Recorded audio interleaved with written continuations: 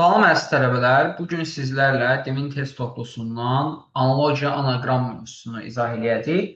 Deməli, ilk sualımız 29-cu sual. Deyir ki, verilmiş sözlərə mənaca yaxın olmayan söz seçin. Bicavab, bihudə, faydasız, yersiz. Bunlara yaxın olan sözlər faydasız yerə, əbəs yerə, nahaq yerə, mənasız yerə. Yəni, bunlar yaxın olanlar. Amma zəifdir, müsibətdir, nəticədir. Bunlar yaxın olmayan sözlərdir. Yəni cavabımız olur 1, 5, 6. İkinci sualda bizə deyir ki, verilmiş sözlər arasındakı məntiqi bağlılığa uyğun olmayan sözlər seçin. Deməli, büllur, şəffaf, təmiz. Büllur, şəffaf, təmizə nə kimi sinonimlər verə bilərik? Dumduru verə bilərik. Büllur kimi, dumduru. Yəni bu yaxın mənalıdır. Saf, şəffaf, saf. Bunlar da yaxın mənalıdır. Amma sudur, səliqəlidir. Ondan sonra qabdır və ağdır. Bunlar bunlarla əlaqəli sözlər deyil və yaxud da yaxın sözlər deyil. Növbəti sualımız 31-ci sual. Deməli, verilmiş sözlər qrupuna mənaca yaxın olan. Burada isə biz nə etməliyik? Yaxın olan sözləri seçməliyik. Bağlama, düyünçə, boğça. Deməli, yaxın olan sözlər. Düyünçə, bağlama. Təbii ki, kisə, yəni içinə yığılan bir şey axtarırıq da, içinə əşya yığılan bir şey axtarırıq. Kisə ola bilər, çuval ola bilər.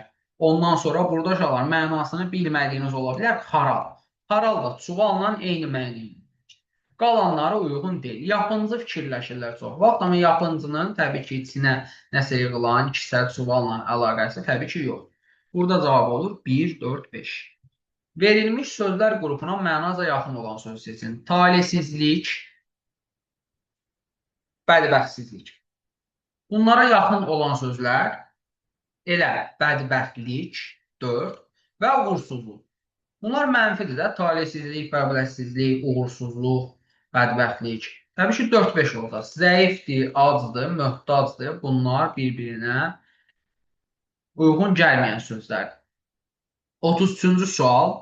Burada da deyir, verilmiş sözlər qrupuna mənaca yaxın olan söz seçin. Qəm, dərd, qüssə, kədər, 1-2. Qara olmaz, dözüm olmaz, təbii ki, xarab qalmaz. Növbəti sualımız 34-cü sual. Yazıçı hekayə sözləri arasındakı məntiqi əlaqəyə analoji olun. Yazıçı hekayəni yazan şəxsə deyilir. Tamaşaçı teatrı yazmır və yaxud da müəllim məktəbi yazmır. Həkim xəstəni müalicə edə bilər, amma həkim xəstəni heç nə eləmir. Yazıçı hekayəni yaradan şəxsə deyilir. Bəstəkar, bəli, mahnını, musiqini yaradan şəxsə deyilir. Ona görə Y variantı. 35-ci sual. Dərs arasında verilən qısa fasiləyə tənəffüs deyilir. Tamaşalar arasında verilən qısa fasiləyə isə antrakt deyilir.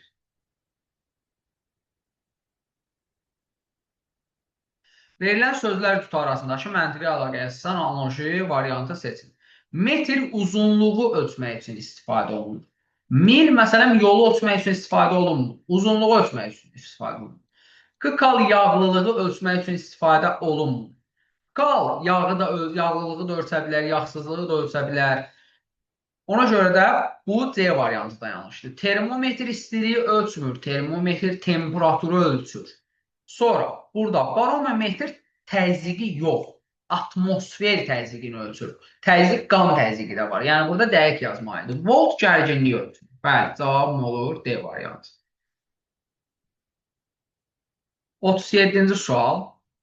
Ağacın kiçiyinə tink deyilir. Burada yuxarıdan aşağı baxırıq. Və atın kiçiyini tapmalıyıq. Atın kiçiyinə qulun deyilir. Cavabım olur D. Ətin qurudulmuşuna qaxac deyilir. Meyvənin qurudulmuşuna isə qax deyilir. Qax. Meyvənin qurudulmuşuna qax deyilir. Ət qaxacı və meyvə qaxı. Cavabım olur C variantı. Libretto elə mətin deməkdir. Libretto mətnlərdən ibarət olur. Çalğı isə çalğının tərkibindən olur. Təbii ki, çalğının tərkibində musiqi olur. A variantı. müzakirənin daha müasir, yəni daha elmi versiyasına diskussiya deyilir. Müasir deməyək, elmi versiyasına daha diskussiya deyilir. Mübahisənin elmi versiyasına isə nə deyilir? Disput deyilir. B variantı. A. 41-ci sual. Deyir, gəzməyə çıxartın. A. Deyir, gəzməyə çıxartın. B isə nöqtə, nöqtə, nöqtə. Yuxarıda deyir, diyaloqda B-nin hansı cavabı onun təklifdən imtinasını göstərir. Yəni, təklifdən imtina etməlidir. Təklifdən imtina etməlidir, onda gəzməyə çıxartın sözünün əksi olmalı, əksi bir şey. Bu, gözəl havada, qapalı yerdə qalarlar. Bu, gəzməyə çıxartmayla eyni şeydə deyir, qapalı yerdə qalarlarmı heç belə bir gözəl havada? Yəni, gedək, çıxaq, gəzək. Mən də gəzməyi sevirəm. Deməli, gəzməyə razıdır. Gəzməyə razı olmur. Yerlər buzdur. Ayağımızı sürüşdürməyəcək ayaqqabılar geyək. Bəli, burada da gəzməyə razıdır. Yerlər buzdur, amma ayaqqabımızı geyinsək çıxa bilərik. Mən gəzməyə getməyi sabaha planlaşdırıram. Bax, bu işi inkar eləməkdir. Yəni, mən indi getmirəm, sabah gedək. Hara da gəzək. Bəli, bu da hazır vəziyyətlərdir. Sadəcə deyir, hara da gəzək, hara gedək. 42-ci sualda biz mətni düzəltməliyik. O şəkildə birinci başdan ayağa gəlin oxuyaq.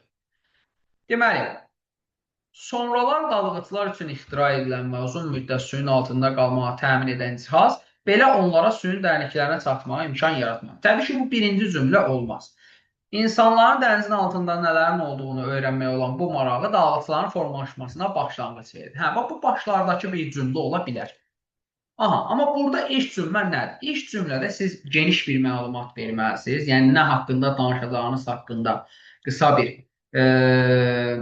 belə deyim, məlumat yazmalısınız. Məsəl üçün, 5-dəki kimi tam ilk cümləsidir. Baxın, insanın bilinməyəni kəşf etmə marağı, mədəniyyətin və elmin inkişafı üçün təkamverici bir qüvvə olmuşdur.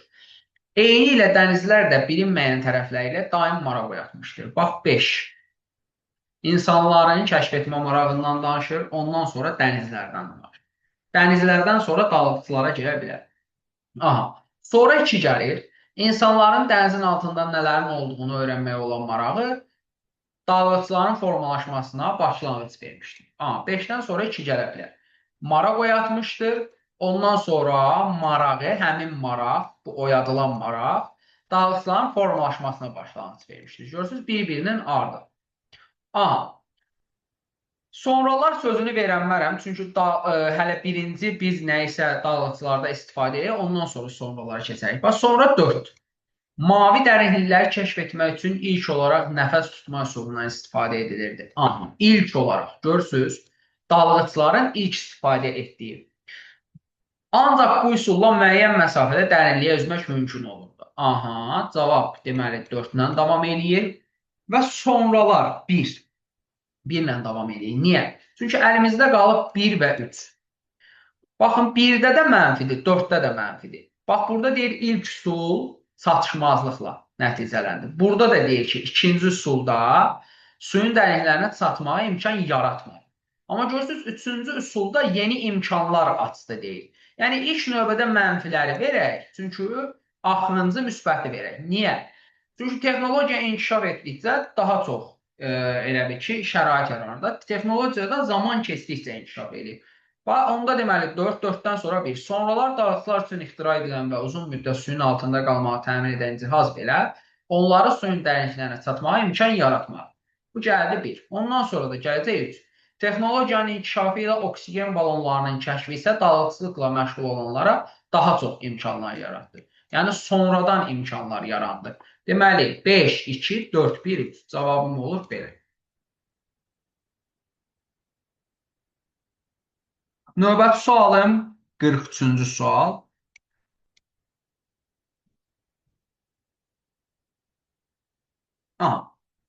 Deyir, əgər əmtəyə olan təklif tələbdən. Əmtəyə olan təklif tələbdən. Təklif və tələb nədir?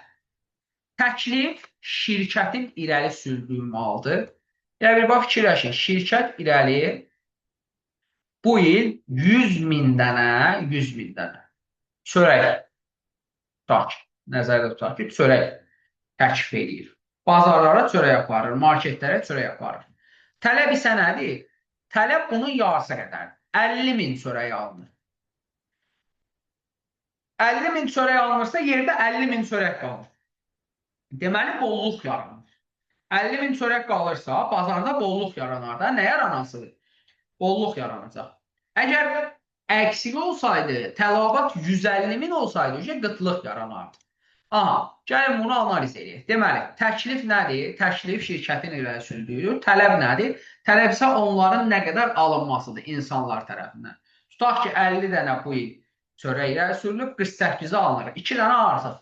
Deməli, burada bolluq var. Amma bir dənə 50 dənə çörək irəli sürülür, 100 dənə almaq istəyən var, sadəcə 50-sinə çatır. Deməli, burada qıtlıqdır. Deməli, əgər əmtəə olan təklif tələbdən az olarsa, təklif deyir az olarsa, təklif tələbdən az olarsa, bazarda bu əmtəənin, bəli, qıtlığı, tələb təklifdən az olarsa, onun bahalığı yaranar. Yox, niyə tələb təklifdən azsa, tələb azsa, bir şey tələb azsa, onun qiyməti avtomatik nə olur? Aşağı düşür. Niyə bahalarsın ki? Ona görə A variantı səhv. Burada deyir, əgər əmtəə olan təklif tələbdən çox, təklif tələbdən çoxdursa. Tələbdən çoxdursa, deməli, bolluq yaranacaq. Aha, bu səhvdir. Deməli, çox olanda bolluq olur, az olanda qıtlıq. Bax, az olanda bolluq ola bilməz, çox olanda qıtlıq ola bilməz. Cavab C-dir. Gəlin, baxaq. Deməli, təklif tələbdən çoxdursa, bazarda bu əmtəənin bolluğu yaranır. Bəli, tələb təklifdən çoxdursa, onun qıtlığı yaranır. Bəli, tələb çox olanda qıtlıq olur. Təklif çox olanda bolluq olur.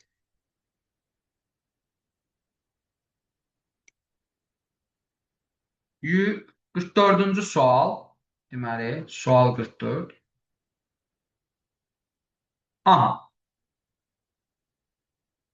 Burada nədir? Deyir, ikinci ifadə hansı ola bilər? İkinci ifadə. Aha, inkişaf etmiş ölkələri, onların malik olduqları ən önəmli faktor bilik kapitalıdır, digərlərindən fərqləndirər.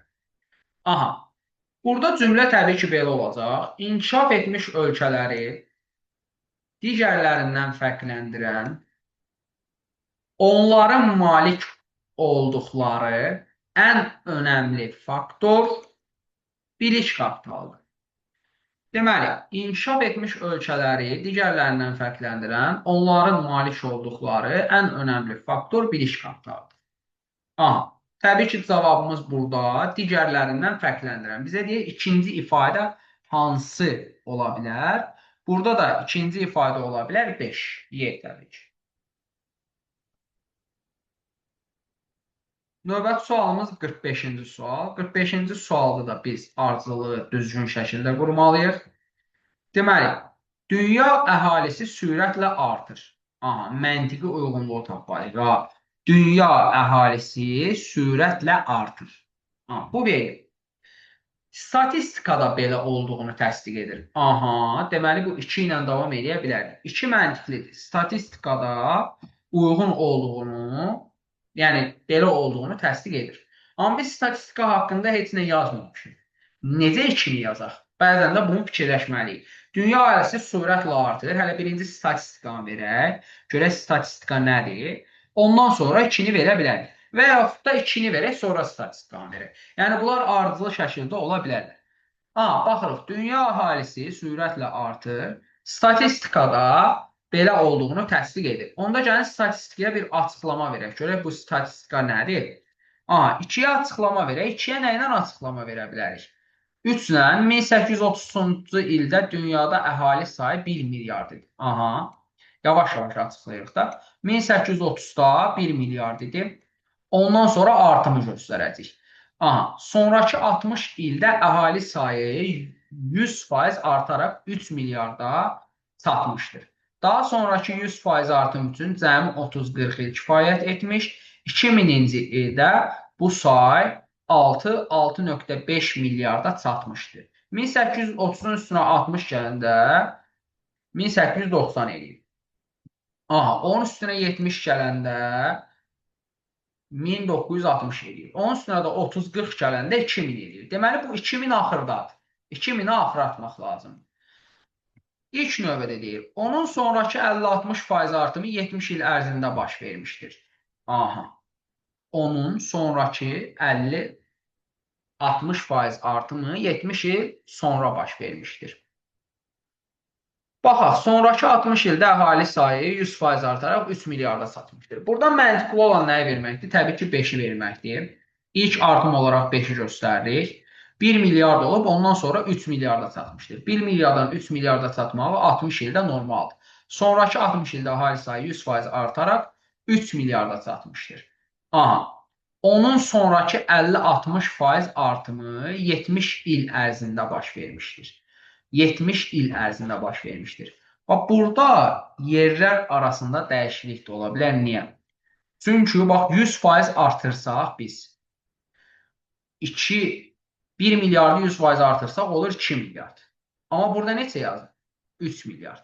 Yəni, burada faizlərə də diqqətlə baxmalıyıq. Onda deməli, gəlin 1-i verək. Nəyə görə? Onun sonraki 50-60% artımı 70 il ərzində baş vermişdir. 1.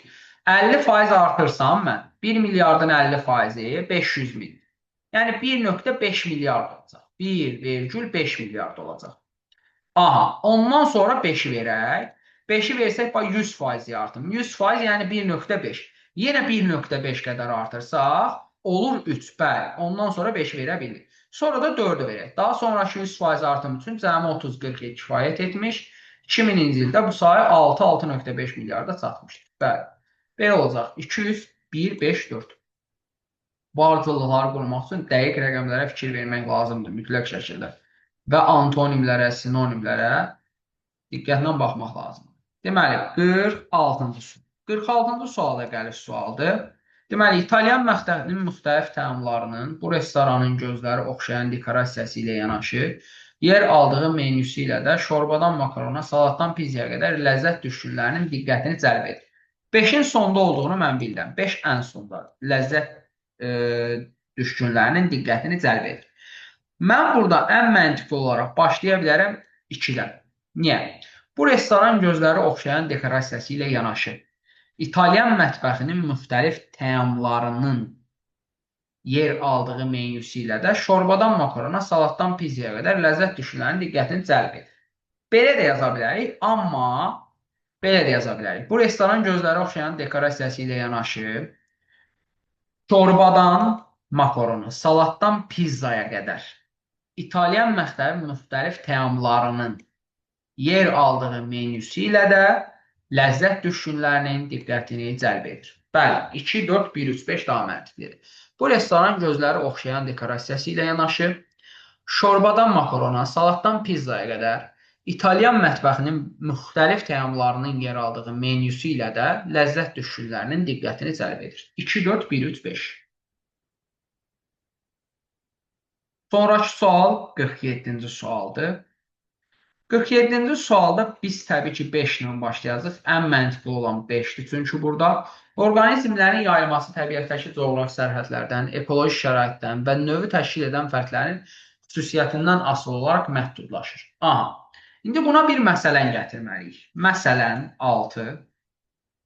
Ağac, dələn, sincab və meymun kimi meşə heyvanları səhrada yaşaya bilməz. Aha, bax burada səhrada yaşaya bilməz sözü var. Deməli, bundan sonra səhra ilə bağlı nəsə verə bilərəm. 3 gəlir, təbii ki. Dəvə, ərəb dovşanı və sümbülqıran kimi səhra heyvanları isə meşədə yaşaya bilmir. Gördünüz, bir-birinin əksi olaraq bir-birini tamamladıq. Sonra yeni bir fikir olmalıdır. Ceyran geniş düzənlik heyvanıdır. Sonra bir gəlir, o dağın yamacında sürətlə qaçıb özünü canavardan qoruya bilməz. Bu ceyran haqqında məlumatdır. Və sonra onun antonimi əksi gəlir. Lakin dağ keçisi üçün sıldırım qayalar ən yaxşı yaşama yeridir. Bəli, 5, 6, 3, 4, 1, 2. 5, 6, 3, 4, 1, 2. Növbəti sualım 48-ci sualdır. 48-ci sualda da biz nəyi seçirik? Hansı iki cümlənin yerləri bir-biri ilə dəyişdirilsə düzgün olar? Aha, baxaq. İnsan ətraf mühiti dəyişdirən yeganə canlıdır. Ondan başqa bütün canlılar təbiətlə üzvü vəhdətdə olub, təbiətin tələblərinə uyğunlaşırlar. İnsanın təbii ətraf mühitə təsiri intensivləşdikcə ekoloji böhranlar da qloballaşır, ekoloji partlayışlar, qorxusu çoxalır. Məsələn, üçün 2-dən sonra mənası yoxdur. Bu üçün mütləq yeri dəyişəcək. Təbiətin tələblərinə uyğunlaşırla insanın ətraf mühitə təsirinin nə əlaqəsi var məsəl üçün? İnsanın texniki imkanlarının genişlənməsi onun gücünü artırır, təbiət üzərində qələbəsini çoxaldır. Lakin bu qələbələrin hər birində çoxlu uğursuzluqlar gizlənir. Hə, bax bu üçü 5-dən sonra verə bilər. Bax, çoxlu uğursuzluqlar gizlənir. Sonra verirəm, insanın təbii ətraf mühitə təsiri intensivləşdikcə ekoloji böhranlar qloballaşır, ekolojik partlayış qorxusu çoxalır. Mənfi şeylərdə uğursuzluqlar bunlar. Bax, 5-dən sonra 3 gələcək mütləq. Deməli, 3-dən nəyinsə yerini dəyişməliyəm. 5-dən sonra gələndə baxaq, deməli 6-ya. Yalnız insan təbiətin qanunlarını pozur, ona açıqöz tələblərinə uyğun tamam dəyişməyə çalışır. Aha, görək onu 2-dən sonra verə bilirik. Ondan başqa bütün canlılar təbiətlə üzv vəhdətdə olub, təbiətin tələblərinə uyğunlaşır. Hə. Lakin yalnız insan təbiətin qanunlarını pozur. Bəli, bəli. 3 ilə 6-nın yerini dəyişsək, biz tamamilə doğru olacaq. Növbəti sualımız 49-cu sual. 49-cu sualda bizə nə deyir? Ardıcıllığı pozulmuş hərf sıralarını bərpa edəndə hansı iki sıranın birləşməsinin ölkə adına uyğun gəldiyini müəyyən edin. Hansı iki sözün birləşməsinin ölkə adına uyğun gəldiyini müəyyən edin. Burada cavabım 5 və 4 olur. Söz də asandır, ölkə adıdır, asan ölkə adıdır. Çexiyadır. Çexiya. Cavabım olur 4-5. Növbəti sualım 50-ci sualdır. Burada da aşağıda verilmiş anaqramlardan hansı birinci sözün sonu, ikinci sözün əvvəlidir? Deməli, burada nə olacaq? Aha, ola bilər vüsal, saltal, olmaz təbii ki. Aha, vüsat, sattal, olmaz. Aha, vüqar, qartal, bəli, vüqarla qartal ola bilər. A variantıdır təbii ki. Vüqar, qartal. Birinci sözün sonu, vüqar, ikinci sözün əvvəli, qartal.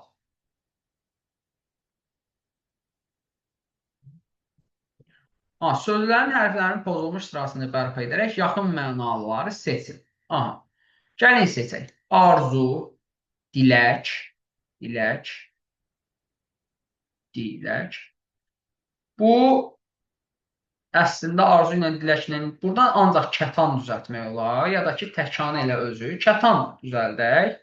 Aha, kətan düzəltsək də, yəni bununla mənası olmur. Bu, tənha sözüdür, bunu da olmur. Təbii ki, 2 ilə 5 hələ ki uyğundur.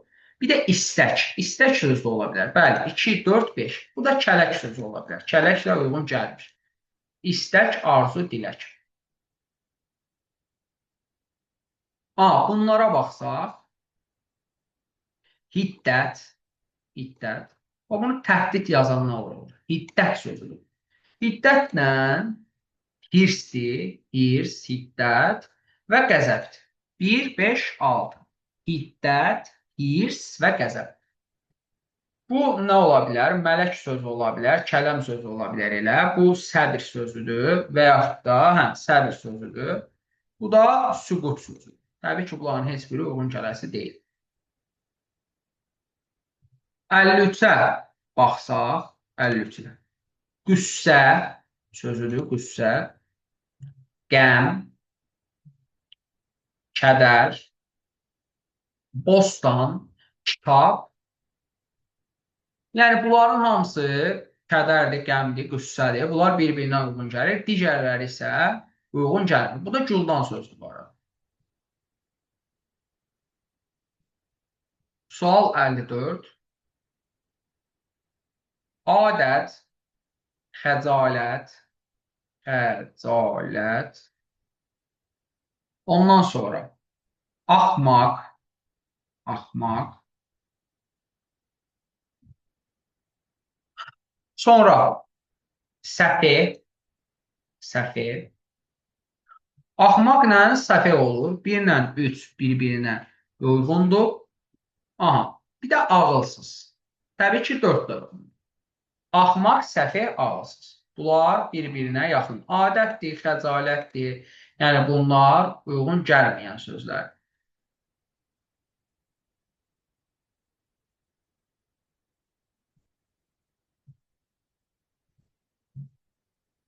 Burada nə deyir? Deyir, hər sırası pozulmuş 5 sözdən 4-ündə məntiqli cümlə qurulur. Hərflərin sırasını düzəldərək bu cümləyə aidiyyatı olmayan sözü tapın. Bu nədir? Dəvə sözüdür. Dəvə.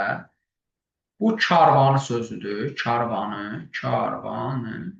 Bu səhrada sözüdür. Səhrada. Bu meşədə sözüdür. Meşədə. Bu da irəliləyir sözüdür. Qursaq necə qularıq cümləni? Dəvə, karvan, səhrada irəliləyir. Təbii ki, dəvə karvanı harda olasıdır? Səhrada olasıdır. Meşədə olası deyil ki. Buna görə cavabım olur Y. Uyğun olmayan Y'dir. Növbəti sualım 56-cı sual. Burada da A variantı İstanbul sözüdür. İstanbul.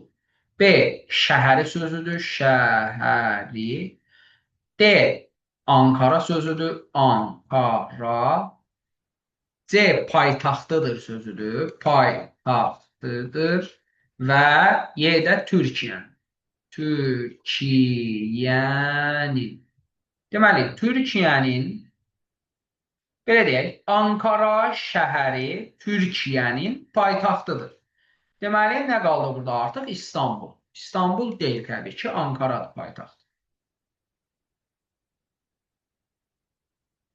Növbəti sualımız 57-ci sual. Deməli, hərf sırası pozulmuş cütlükləri bərpa edirik və üçüncü cütlüyü buna əsasən tapırıq. Deməli, şair, şeir. Rəssam, rəsm. Aşpaz, şair şeir yazır, rəssam rəsm çəkir, aşpaz da nə edir? Təbii ki, yemək pişirir. D variant.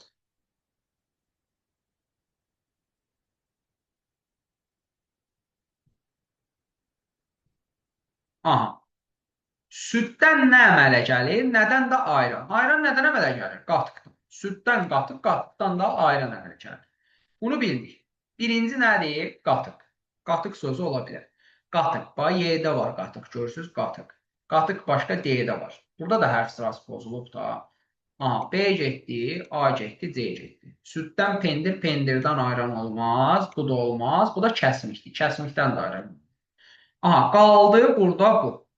İkinci tərəfdə nədir? Ağacdan taxta, taxtadan da mebel. Təbii ki, Y variantıdır. Yapışqanın nə əlaqəsi var? 59-cu sual. Məktəb sözüdür və şagird sözüdür. Universitetə nə gedir? Tələbə gedir təbii ki. B variantı. Məktəbə şagird, universitetə isə tələbə. 60-cı sual. Yazıçı roman yazır, bəstəkar musiqini bəstələyir, natürmordu çəkən kimdir? Təbii ki, rəssamdır natürmort çəkən. Natürmort çəkilən bir əsərdir. Burada da hərf sırası pozulanları bərpa edirik. Liman sözüdür, vağzal sözüdür, depo sözüdür, aeroport sözüdür, aeroport və kosmodrom sözüdür. Kosmodrom. Ağzınızda saxlayın. Bu ikinci ali təhsilə də düşmüş sualdır. Burada deməli depodur cavab. Hamısı, məsələn, liman gəmilər saxlanan yerdir. Vağzal qatarların saxladığı yerdir. Aeroport təyyarələrin saxladığı yerdir. Kosmodrom isə kosmik gəmilərin saxladığı yerdir. Depo heç biri deyil. Depo bunlarla əlaqəsizdir.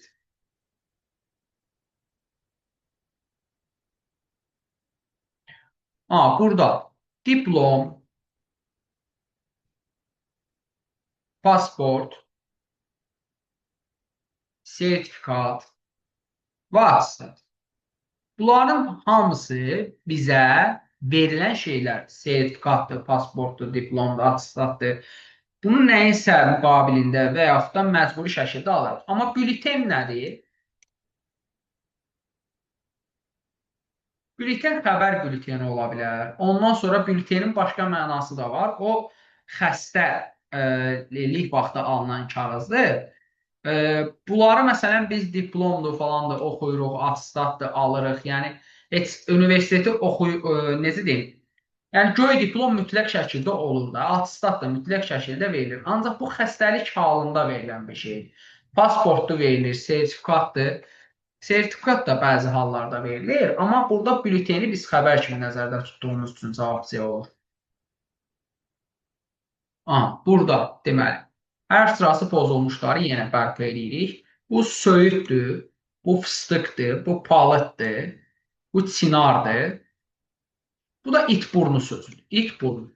İtburnu, belə deyim, güldür, çiçəkdir, fıstıqdır, söyüddür, çinardır, palıddır, bunlar ağacsdır. 64-cü sual. Deməli, bu urologiyadır, bu kardiyologiyadır, bu stomatologiyadır, bu mineralogiyadır. Mineralogiya digərlərindən fərqlənir. Bunların hamısı, yəni həkimliklə bağlıdır da. Bunların hamısı həkimliklə bağlıdır. Amma mineralogiya nədir? Mineralogiya nə ilə bağlıdır? Suların tərkibi ilə bağlı elmdir. Coğrafi bir elmdir. A variantı.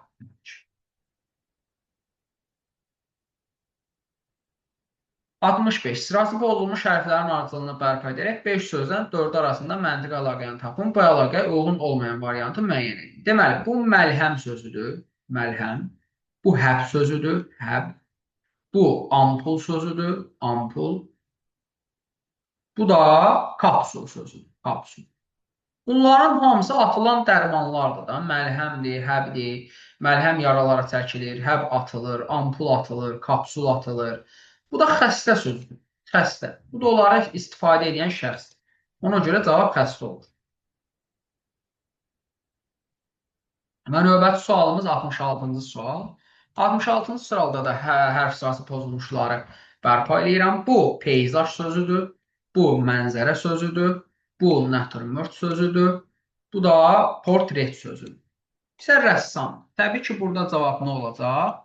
Burada cavabımız bizim rəssam olacaqdır. Çünki bunların hamısını yaradan rəssamdır. Portretdir, natürmortdur, peyzajdır, mənzərədir. Bunların hamısını yaradan şəxs rəssamdır. Bunlar isə bir-biri ilə bağlı olan sözlərdir.